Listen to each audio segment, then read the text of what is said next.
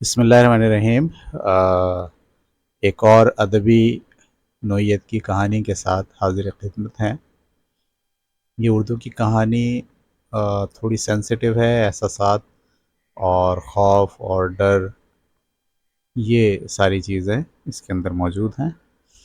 آئیے ہم پہلے کہانی پڑھتے ہیں، پھر اس پر تبصرہ کریں گے۔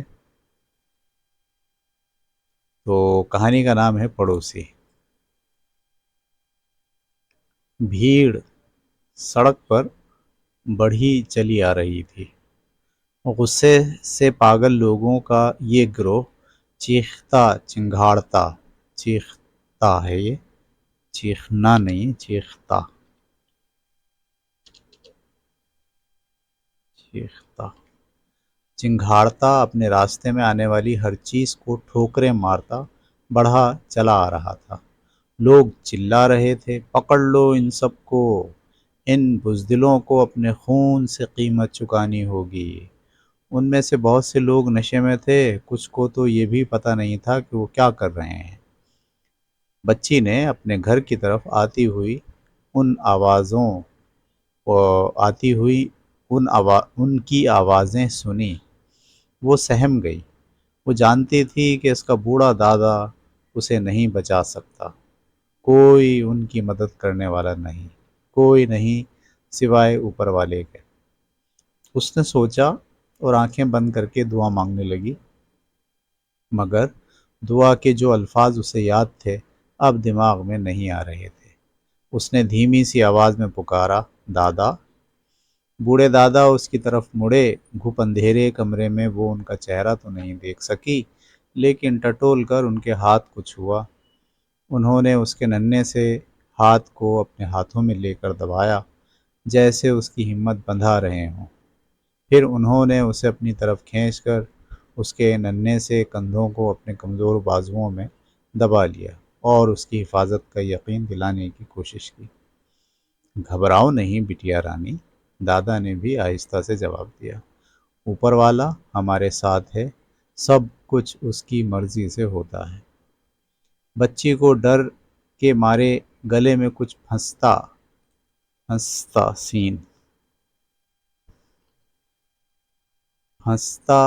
سا محسوس ہوا۔ اس کی آنکھوں میں آنسو آ گئے۔ آنکھوں پر ہاتھ پھیرتے ہوئے اس نے ایک سسکاری کے ساتھ کہا، دادا یہ تو غلط بات ہے، بڑی ناانصافی کی بات ہے۔ وہ ہمیں کیوں مارنا چاہتے ہیں؟ ہم نے تو ان کا کچھ نہیں بگاڑا۔ شہر کے دوسرے سرے پر جو کچھ ہوا ہم تو اس کے ذمہ دار نہیں ہیں۔ وہ ہمیں کیوں نقصان پہنچائیں گے؟ ہم تو ان کے پڑوسی ہیں، دوست ہیں۔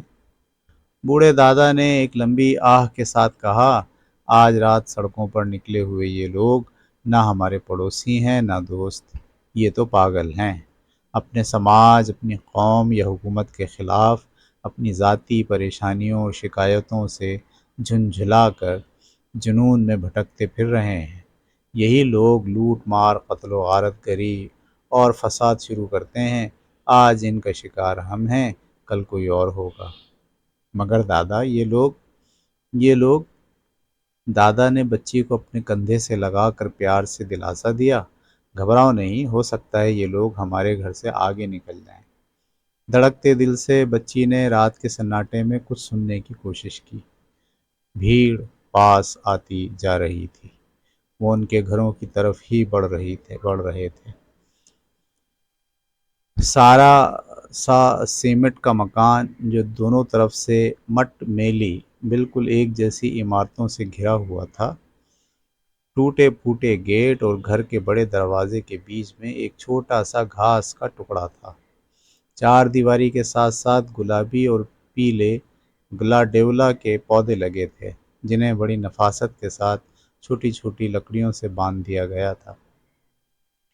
ان کے پڑوسی کے 18 سال کے بیٹے ٹوٹو نے اسے ان پودوں کی گانٹھیں دی تھیں اور پھولوں کی باغبانی کے گر بتائے تھے۔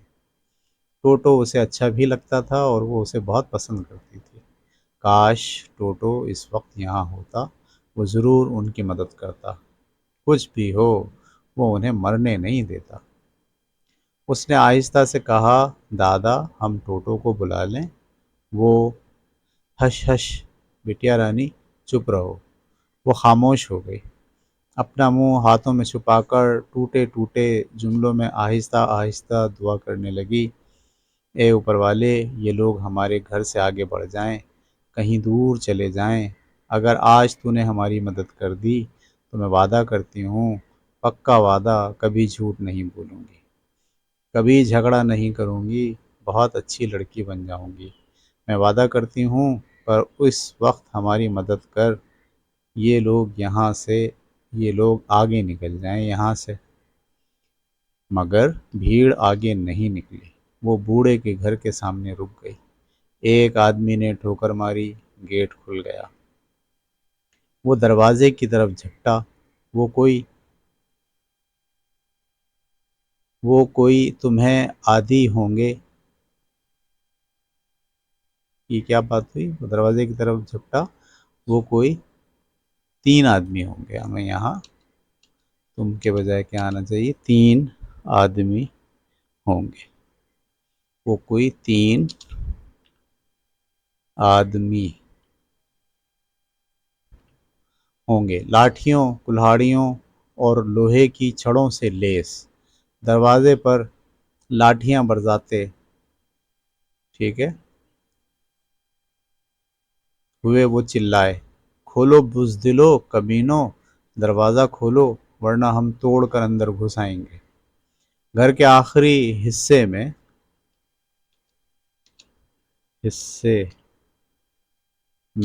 घर के आखिरी हिस्से में सदर दरवाजे से दूर अंधेरे गुप्त छोटे से बेडरूम में छुपी हुई बच्ची खौफ से कांप गई। दादा दादा, कुछ कीजिए, वो लोग आ रहे हैं, वो दरवाज़ा तोड़ रहे हैं, उसने घिघियाते हुए कहा। छुप जा बिटिया रानी, छुप जा, दादा ने कहा और घुटनों पर हाथ रखकर लुढ़कते हुए खड़े हो गए। छुप जा, कहीं कहीं भी, पलंग के नीचे, दरवाजे के पीछे। ऊपर वाले, हम कहाँ छुपें? डर डर, घबराहट और बेबसी में वो अपने जाने बूझे कमरे में भी इधर उधर चकराने लगे। दादा दादा, बच्ची सरगोशी के से अंदाज में चीखी, चीनी नहीं,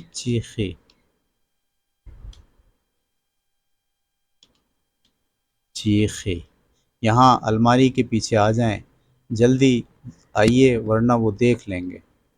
बिटिया रानी अंधेरे में इधर अधर टटोलते हुए बूढ़े दादा बेबसी से चिल्लाए। आंख झपकते ही बच्ची दौड़कर उनके पास पहुंच गई और उनका हाथ पकड़कर अलमारी की तरफ ले गई। दादा को दीवार और अलमारी के बीच धकेल कर वो खुद भी तेज़ी से वहीं घुस गई। उसकी निगाहें दरवाजे पर टिकी रहीं। उसका दिल ज़ोर ज़ोर से धड़क रहा था। उसने फिर दुआ की, ऊपर वाले, इस वक्त हमारी मदद कर दे। अपने पीछे उसे दादा की तेज़ तेज़ सांसों की आवाज़ सुनाई दी। फिर उन्हें खांसी आ गई, तेज़ सूखी आवाज़, धूं धूं। दादा, इस वक्त मत खांसिए प्लीज़, वो लोग हमें ढूंढ लेंगे। वो घिघियाई। ठीक है, बूढ़े ने अपनी खांसी के दौरे को रोकने की पूरी कोशिश की। दरवाजे पर जमा भीड़ का वहशियाना शोर फिर उठा। इसका मतलब वहाँ 3 नहीं थे बल्कि 30 लोग थे वो, ठीक है। डर के मारे लड़की को अपने रीढ़ की हड्डी में ठंडी ठंडी लहरें दौड़ती महसूस हुई, ठीक है, ठंडी ठंडी लहरें दौड़ती हुई महसूस हुई। सांस रोककर उसने आवाज़ों पर कान लगा दिए। दरवाजे पर लोहे की छड़ें पड़ने की आवाज़ें बराबर सुनाई दे रही थीं। आखिर दरवाजे के पट झटके से खुल ही गए और बड़े ज़ोर से दीवारों से टकराए। भीड़ ड्राइंग रूम में घुस आई और छोटा सा मकान जैसे लरस कर रह गया। लोग दीवानों की तरह जिस चीज़ पर नज़र पड़ी उसे तोड़ने लगे। वो चीख रहे थे, पकड़ लो इन बुज़दिलों को, डरपोक कहीं के, पकड़ लो पकड़ लो। अब सब आवाज़ों में नफ़रत से भरी एक आवाज़ सबसे ऊपर और साफ सुनाई दे रही थी, बाहर निकलो गद्दारों, बाहर आओ, इससे पहले कि हम खुद तुम्हें पकड़ लें। लड़की के दिल की धड़कन एक लम्हे के लिए जैसे रुक सी गई। दम हलक में आ गया। वो सिकुड़ कर दादा से और चिमट गई। नहीं, ये नहीं हो सकता, हरगिज़ नहीं, ये सच नहीं है। اس آواز کو وہ اچھی طرح پہچانتی تھی۔ کل ہی تو اس آواز نے اس سے کہا تھا، میری ننھی منی شہزادی، تمہارے لیے ڈھلیا کے پھول تو میرے پھولوں سے بھی بڑے ہیں۔ اگلے ہفتے ہمارے گلاب کے پھول کے پودے تیار ہو جائیں گے، جی چاہے تو ان میں سے کچھ لے لینا۔ وہ آواز کتنی میٹھی تھی، کتنی گرم جوش تھی، اس میں کتنی محبت اور اپنائیت تھی۔ اس ہاتھ میں جو اس نے میرے سر پر پھیرا تھا، مگر آج اسی آواز میں کتنی صفاکی ہے، کتنی بے رحم ہے یہ آواز۔ یہ ٹوٹو کی ہی آواز ہے، ان کے پڑوسی کا بیٹا ٹوٹو، اس کا دوست ٹوٹو۔ دادا ٹھیک ہی کہتے تھے، بالکل صحیح کہا تھا انہوں نے، پڑوسی دشمن بن گئے، جانی دشمن، اور اب وہ ہمیں مار ڈالنے کے لیے یہاں موجود ہیں۔ خوف، دہشت اور مایوسی سے وہ پتھرا سی گئی۔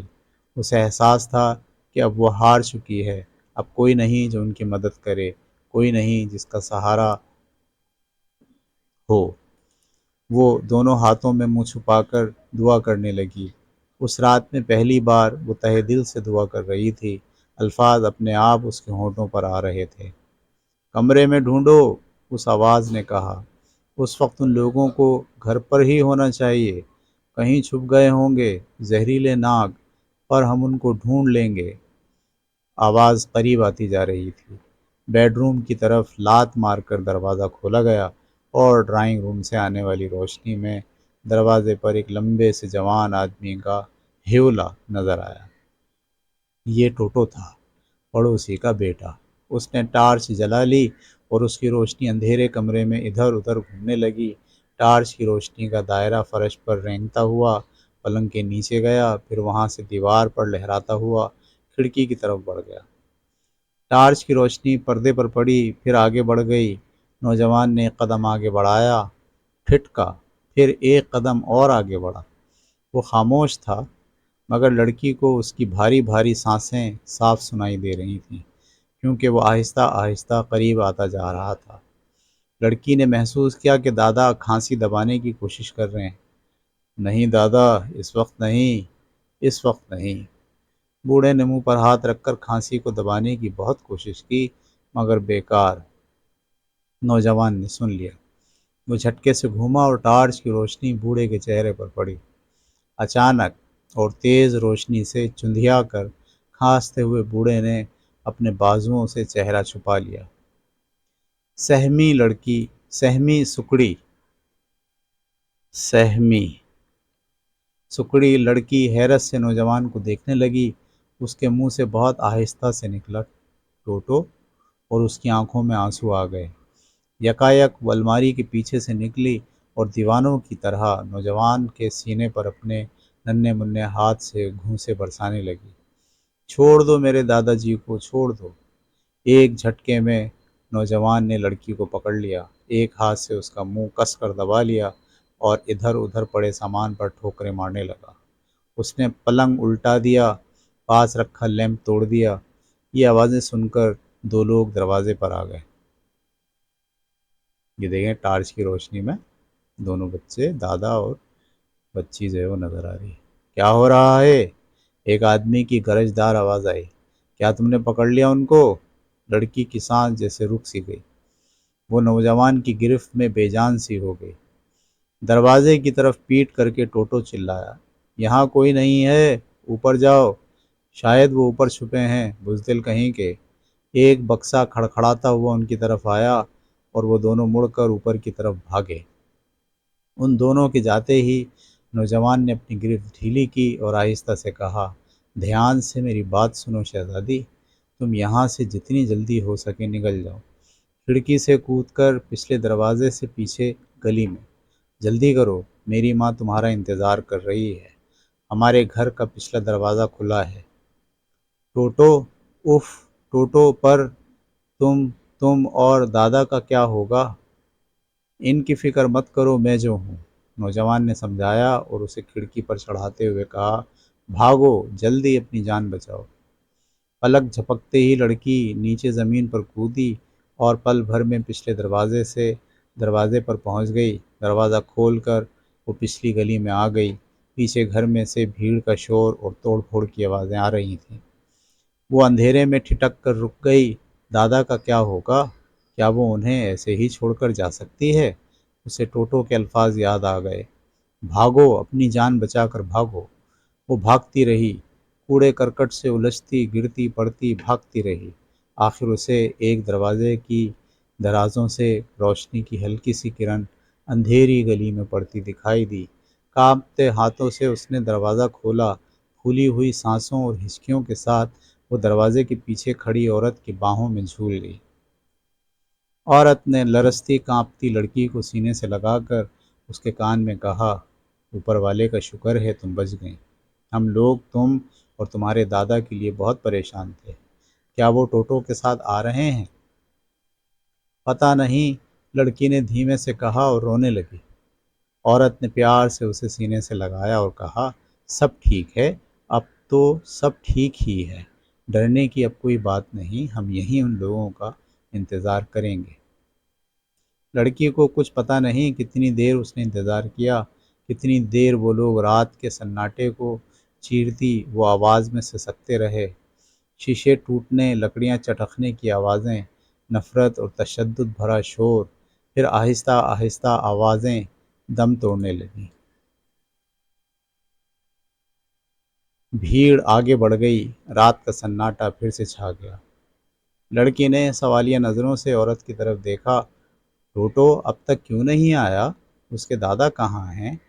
عورت مڑ کر آہستہ آہستہ دروازے کی طرف بڑھی۔ وہ دروازہ بند کر کے چٹخنی لگانے ہی والی تھی کہ اچانک کچھ سن کر رک گئی۔ سرگوشیوں اور قدموں کی آواز میں سنائی دے رہی تھی۔ آواز میں نہیں، آوازیں سنائی دے رہی تھیں۔ کچھ لوگ آ رہے ہیں، لڑکی گھبرائی۔ کیا یہ وہ لوگ ہیں یا دادا اور ٹوٹو آ رہے ہیں؟ پہلے تو اس کی سانس رک گئی، مگر پھر وہ دروازے کی طرف دوڑی اور دروازہ کھول کر اندھیری گلی میں جھانکنے لگی۔ دور اندھیرے میں اسے دو لوگ آتے نظر آئے اور پھر ان کی ہلکی ہلکی آوازیں سنائی دینے لگیں۔ بس پہنچ گئے ہیں دادا، بس آ ہی گئے، آپ کا سب کچھ برباد ہو گیا، مگر آپ تو زندہ ہیں۔ ہم سب زندہ ہیں پیارے لڑکے، بوڑھے نے جواب دیا، تم، وہ لڑکی اور میں۔ اور پھر رات کے اندھیرے میں انہوں نے پکارا، تم وہاں ہو نا بٹیا رانی، تم ہو نا وہاں؟ بس یہاں کہانی ختم ہو جاتی ہے۔ ٹھیک ہے، تو یہ تھی جناب ہماری بڑی حساس سی کہانی، بڑی سینسیٹیو سی۔ ٹھیک ہے، یہ کہانی شروع کہاں سے ہوئی اور اس کا اختتام کیسے ہوا، یہ سب باؤنڈری کے پار ہے۔ آگے کیا ہوگا یہ بھی اس باؤنڈری کے پار ہے۔ ٹھیک ہے، بعض کہانیاں جو ہے اس میں اس کہانی کے کسی ایک پہلو کو اجاگر کرنے کے لیے کہانی کے بیچ کا حصہ کہانی کے طور پر آپ کو پیش کیا جاتا ہے، اور آپ پہ چھوڑا جاتا ہے کہ آپ اپنے امیجینیشن سے، آپ اپنی سوجھ بوجھ سے، آپ اپنی جو فلم دیکھنے والی جو صلاحیت ہے، غور کرنے والی اور امیج بنانے والی، اس پر چھوڑ دیا جاتا ہے کہ آپ اس کہانی کے شروع کے حصے کو اور اس کہانی کے آخری کے حصے کو خود مکمل کریں۔ ایسی کہانیاں کہانی نہیں بلکہ افسانے کہلاتی ہیں، عام طور پر انہیں ہم افسانے کہتے ہیں۔ ٹھیک ہے، تو یہ جو منظر ہے، اس منظر میں ایک جنونی بھیڑ، ٹھیک ہے، ہمارے ہاں بھی مذہب کے نام پر لوگ بہت جنونی ہو جاتے ہیں، ٹھیک ہے، کسی کے گھر کو جلا دینا، مسجد کو جلا دینا، یا کسی کی مندر کو جلا دینا، یا عیسائیوں کے گرجا گھروں کو جلا دینا۔ جب بھیڑ بے قابو ہو جائے اور اس پر وحشت اور جنون سوار ہو جائے کسی کو ہلاک کرنے کا، کسی کو مار ڈالنے کا، تو پھر اسی طرح 30 50 50 100 لوگوں کی ٹولیوں میں لوگ ڈنڈے لے کر، تلواریں لے کر، بندوقیں لے کر باہر نکلتے ہیں اور اپنے عقیدے کے خلاف لوگوں سے، جن پر وہ غصہ ہوتے ہیں، جن پر وہ ناراض ہوتے ہیں، یا حکومت، جیسے کہ اس کہانی میں بتایا کہ ان کو حکومت سے کوئی تقاضا ہوتا ہے، حکومت سے کوئی شکایت ہوتی ہے، اور وہ بجائے اس کے کہ حکومت کو آڑے ہاتھوں لیں، وہ عام عوام کے گھروں کو، ان کی جانوں کو نقصان پہنچانے لگتے ہیں۔ اس کہانی میں بھی ایک پورا گروہ جو ہے وہ ایک گھر کے اوپر، حالانکہ قصور ان کا نہیں ہے بلکہ محلے کے کسی دوسری جگہ پر یا شہر کے کسی دوسرے حصے میں اس عقیدے کے لوگوں نے کچھ کیا ہے، جس کے جواب میں اس شہر کے دوسرے حصے میں جو اکثریت ہے وہ اس محلے میں رہنے والے ایک دو لوگ جو اسی مذہب سے متعلق ہیں ان کو نقصان پہنچانے کے لیے کمر بستہ ہیں۔ کہانی کے اندر جو پڑوسی ہے وہ بھی دراصل مختلف ذہن کا، مختلف عقیدے کا، مختلف مذہب کا نمائندہ ہے، لیکن کیونکہ وہ پڑوسی ہے اور وہ محبت کرتا ہے اور کافی سالوں سے یہ دونوں لوگ ایک دوسرے کے ساتھ رہتے ہیں، آتے جاتے ہیں، پھولوں کا تحفہ اور پودوں کا تحفہ ایک دوسرے کو دے رہے ہوتے ہیں، لہٰذا آپ نے دیکھا کہ اس کہانی میں اگرچہ کہ ذہنی اختلاف تھا، عقیدے کا اختلاف تھا، لیکن اس کے باوجود ٹوٹو نے اپنا فرض نبھایا پڑوسی ہونے کا، انسان ہونے کا۔ اس نے بجائے اس کے کہ وہ دادا کو اور اس کی جو پوتی تھی اس کو ہلاک کرنے والوں کے ساتھ مل کر انہیں نقصان پہنچاتا، اس نے ایک ڈھال کا کام انجام دیا۔ اس نے نیک نیتی کے ساتھ ان کی زندگی کو بچانے کے لیے اپنا بھرپور رول پلے کیا۔ بڑی زبردست کہانی تھی۔ اب ہم اس کہانی کے سوال جواب پر غور کریں گے، ٹھیک ہے؟ تو میں آپ کے سامنے آپ کو دکھاتا ہوں سوالات اس کے، ٹھیک ہے؟ جی سوالات ہم دیکھتے ہیں، سوالات اور تفصیل۔ یہ آپ کو سوال اپنی کاپی میں اتارنا ہے، ٹھیک ہے؟ اور سوال اتارنے کے بعد اس کا جواب بھی آپ کو اپنی کاپی میں لکھنا ہے۔ جواب بھی یہاں دے دیا گیا ہے، لیکن کوشش کریں کہ جواب آپ ہو بہو ایسے ہی نہیں اتاریں، بلکہ جواب کو اچھے طریقے سے پڑھیں اور پڑھنے کے بعد اپنے الفاظ میں جوابات لکھنے کی کوشش کریں۔ جب تک آپ سوال کو دیکھیں گے اور اس کا جواب اپنے الفاظ میں لکھیں گے، اگر یہ آپ نے عادت ڈال دی اپنی، تو آپ میں اپنی بات کو کہنے کا سلیقہ، لکھنے کا سلیقہ، آپ کا ڈکٹیشن، آپ کے خیالات کو بیان کرنے کی صلاحیت یہ آپ کی بڑھتی جائے گی۔ اگر آپ صرف نقل کریں گے، سوال اتارا اس کے بعد پیچھے سے اسی کا جواب دیکھا اور وہ بھی اپنی کاپی میں چھاپ لیا ایسے، تو پھر آپ کے اندر خود سے لکھنے، خود سے اپنی بات کہنے کی صلاحیت پیدا نہیں ہوگی اور آپ کا ڈکٹیشن بھی جو ہے وہ اسٹرانگ نہیں ہوگا۔ اس لیے یہ ضروری ہے کہ آپ صرف سوال پڑھیں، جواب بھی چاہیں تو پڑھ لیں، لیکن پھر اسے اپنے الفاظ میں اپنی سوجھ بوجھ کے ساتھ کمی بیشی کر کے آپ اس کا جواب لکھیں گے۔ تو یہ 10 سوال تھے۔ 10 سوال کے بعد یہاں سے ایم سی کیوز شروع ہوتے ہیں۔ ایم سی کیوز میں بھی آپ کو ایم سی کیوز پورا اتارنا ہے اور پھر اس میں سے جو صحیح جواب ہے وہ آپ کو اپنی کاپی میں لکھنا ہے۔ ویڈیو کو آپ روکتے جائیے، ایم سی کیوز اتارتے جائیے اور 4 جوابات میں سے جو صحیح جواب ہے وہ اپنی کاپی میں لکھتے جائیے، ٹھیک ہے؟ کہانی کا سبق کیا ہے؟ پڑوسیوں کی مدد کرنا چاہیے، ڈرنا چاہیے، لڑائی کرنی چاہیے، چھپ جانا چاہیے۔ اس کے بعد آپ کے پاس فل ان دی بلینکس ہیں۔ اس میں آپ کو جملہ پڑھنا ہے غور سے اور دیکھنا ہے کہ اس میں کون سا لفظ مناسب طریقے سے لکھا جائے کہ یہ فل ان دی بلینکس پورا جملہ بہتر ہو جائے، ٹھیک ہے؟ یہ بھی آپ کو کرنا ہے کاپی میں۔ اس کے بعد یہاں سے شروع ہوتے ہیں ٹرو فالس، ٹھیک ہے؟ آپ کو ہر جملے کے بارے میں بتانا ہے کہ وہ صحیح ہے یا غلط ہے۔ اگر غلط ہے تو اس کا صحیح جملہ بھی لکھنا ہے، اور اگر صحیح ہے تو اس کو صرف اتار کے اس کے سامنے صحیح کا نشان لگا دینا ہے، ٹھیک ہے؟ ویری گڈ جناب، یہ ہمارا کام کمپلیٹ ہو گیا۔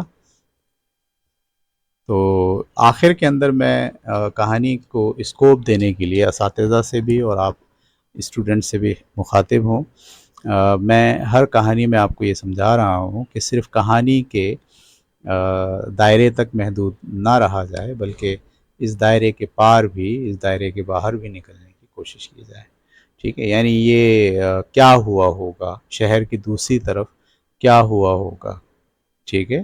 یہ جس کی وجہ سے شہر کے اس طرف کے لوگ بھڑک گئے ہیں، ٹھیک ہے؟ جیسے ہمارے ہاں پاکستان میں بھی ہوتا ہے اور ہندوستان میں بھی زیادہ تر ایسا واقعات ہوتے ہیں۔